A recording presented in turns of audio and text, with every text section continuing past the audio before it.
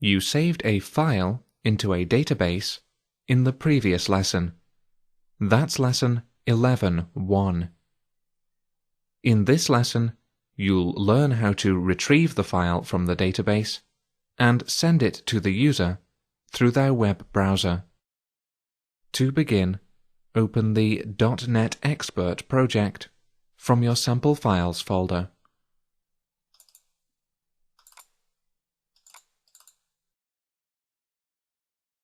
And open Files.aspx in Design View.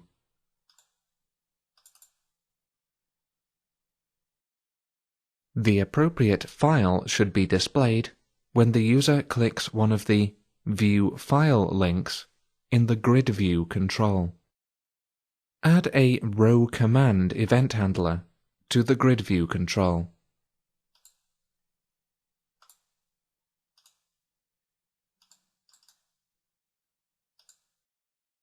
Now you'll need to add some code to retrieve the selected file from the database. Add the following code to the new event handler. Int row clicked equals convert to int32 e.command argument. Int uploaded file ID equals convert.toInt32 grid view uploaded file dot data keys row clicked dot value using .NET Expert data context data equals new .NET Expert data context uploaded file to display equals data dot uploaded files dot single uploaded file lambda uploaded file dot uploaded file ID equals uploaded file ID.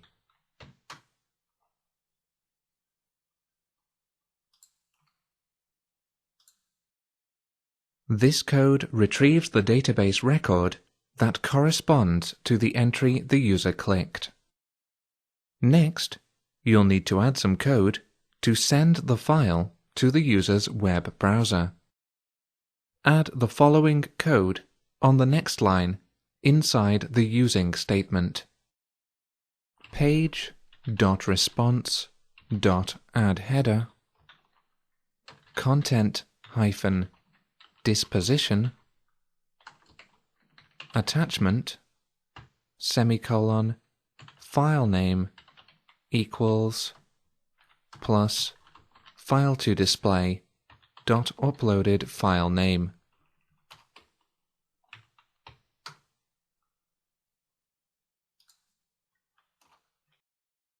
This code adds a new header to the web server's response.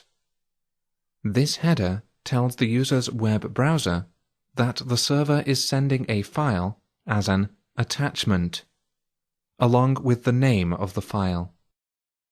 By specifying attachment as the content disposition, you are telling the web server to download the file, instead of trying to display it in the web browser. As well as sending files as attachments, as you have in this lesson, it's possible to specify that a file should be displayed in the web browser. To do this, you would specify a content disposition of inline instead of attachment.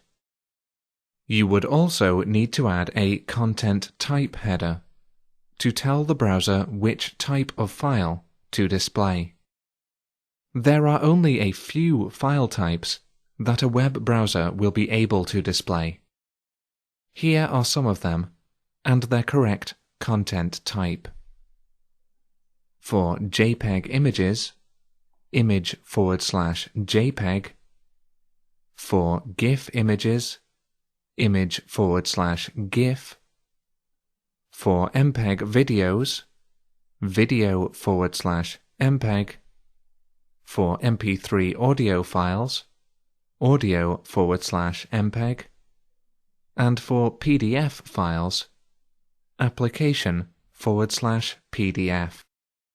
There are many other possible content types, but few of them can be displayed by a web browser. If the web browser is unable to display a file that is sent with the inline disposition, it will simply be downloaded as if you used the attachment disposition. Now add the following code on the next line. Byte file bytes equals file to display dot uploaded file bytes dot to array. This code retrieves the file's binary data from the database and converts it back into a byte array. Finally, add the following code on the next line. Response dot binary write file bytes response dot end. This code writes the file's binary data into the web server's response and ends the response.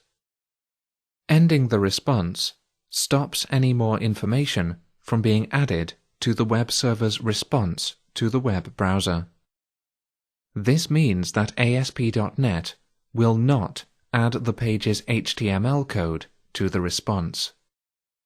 Because the file is being sent as an attachment, the web browser will keep the last copy of the page visible instead of refreshing the page. Now let's test your code. View files.aspx in your web browser.